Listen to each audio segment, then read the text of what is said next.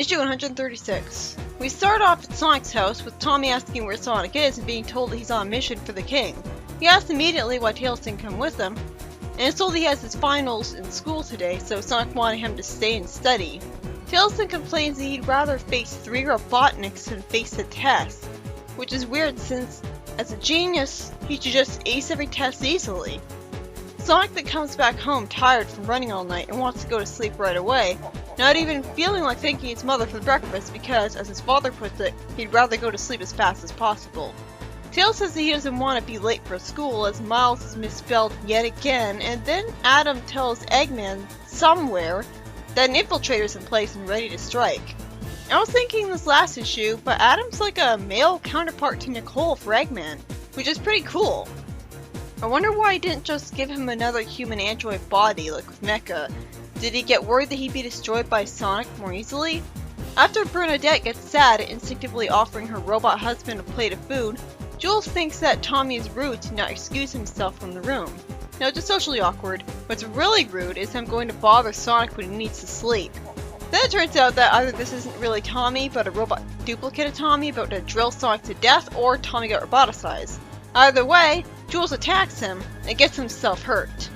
So after Sonic trashes the Tommy robot, Uncle Chuck has to be unnecessarily sad as he inexplicably says that he can't bring back the speck of life that made Jules a Robian, even though there's no reason he couldn't. This feels so arbitrary, just fix him already. Sonic, after shedding some tears, runs to the Lake of Rings and immediately heals Jules by wishing with the ring. So, wishing with the ring can bring anybody back from the dead? Okay, so if you're gonna immediately use a Deus Ex Machina like this, why not just have him be repaired by Chuck anyways? Then for some reason, Sonic comes to the conclusion that the destroyed Tommy robot model, being Season 17, proves that Tommy is still alive. How? In the next story, I'm confused and annoyed right away because Julie's talking to Sally over Skype instead of Linda, who was going to talk to her at the end of the previous issue. I was looking forward to that. Sally says that they have a problem looking worried, and Julie complains about her own problems with trying to figure out what to cook for everyone's particular taste for this weekend. Her servant complains about it more, with Julie informing the audience that her daughter is a picky eater with her diet, and Sally says that her son Manic doesn't seem to like anything he's given to eat. That's gotta suck. Julie says hyperbolically that fighting Eggman was easier than planning a simple get-together, naturally since that's not really something she's a natural at with her background. And then it's revealed how reluctant Sonic and Knuckles are to go to a high-class social function, as would be expected. Well, it's not logical for Sonic since he's a social butterfly. Then it's revealed that Sonic didn't become king right after the wedding, because Sally's father didn't step down from the throne the first 2 years they were married. And Sally then says that Sonic didn't mind because he'd have been happy had he given up the crown. And yet she still thought they made a great couple. He doesn't really accept Sally for who she is, a princess. Julie relates to her that Knuckles never really wanted to be a guardian either, and Sally complains that Manic naturally has zero interest in being a prince, like father like son, while more surprisingly, Tonya only sometimes loves being a princess, as in she only likes the parts where she gets to dress up and wear her crown. Naturally, Julie wishes she could get her tomboy daughter to do that more often, and when she's told her daughter is much like her when she was younger, Julie says that's what I'm afraid of. I can't help but like the fact that Sally and Julie become such close friends and they just have a casual conversation about stuff like this. It's like they become like best friends. But shouldn't they already know all of this by heart? Especially the Sonic took a while to become king thing. Isn't that basic conversation? Just an excuse for exposition, I guess. Then Julie gets a call from Linda, so I guess this is when it's supposed to happen from the previous issue. Sally says that she hasn't spoken to her since her visit a month ago. Why would she make a visit at all? Julie asks if Linda would agree to a 3-way call, and was surprisingly told yes because she actually represents the council before the kingdom. That's not really a satisfying answer. I don't see why that explains anything. And what council? The Echidna government? Does Linda represent the Echidna government now? Sally says not to be so formal and prefers to be just called Sally even after all these years. What was that about? I guess we all grew up then?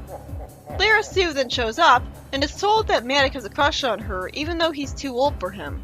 She's then really nervous at seeing Linda, not because she's a former villainess, but because she doesn't want her rival at school, Rutan, to hear about this. Because if her friends find out about that, she'll never hear the end of it. Fortunately, Landa plays it cool and agrees to keep the secret. I gotta say, I kinda like this version of her. I mean, I guess redemption is too easy for her, but I don't know.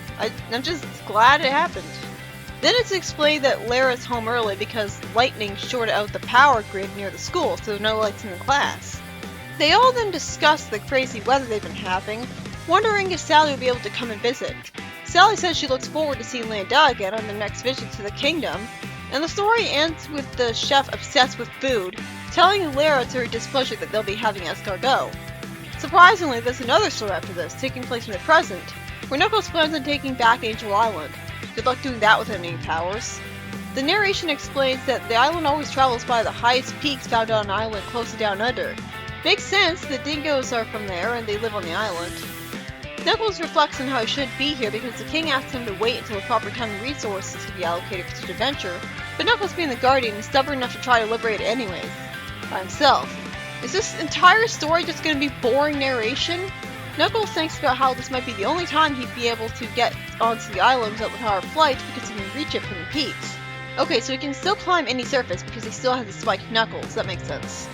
Knuckles then seems to delude himself in his narration that his only motivation is to save his mom and make her proud, when he lists some other motivations that he has to have.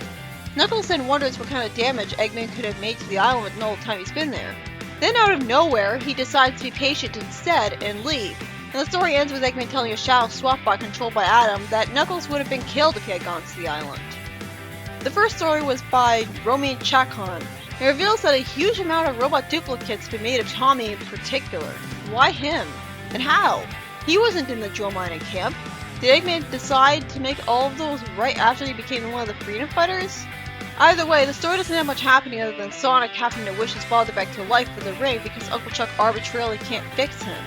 Considering he was so exhausted the jewels need to save him, it's a testament to how worried Sonic was about his father that he still made himself do all the exertion anyways. The second story and third one were by Ken Penders. The second story was just exposition with nothing really happening, but I was at least pretty invested in the conversation that was going on with all of the information that was being given, including Sally confirming that Sonic, even 25 years later, would rather his true love not be a princess at all. I also like that Sally and Julie are such good friends now that they regularly chat together like that. It's heartwarming. But if that's the case, shouldn't they already know all of this? Why even discuss it? It's just an excuse to give the audience exposition on the characters. And the third story was just an excruciatingly boring and pointless one because it had almost nothing but narration making me feel detached from what's going on. And quite frankly, there wasn't enough material to make a whole story out of it. You could have had the whole story be 2 panels.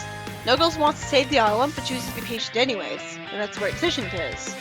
It really didn't need to exist, and it would have been better if they just used that comic space for the second story.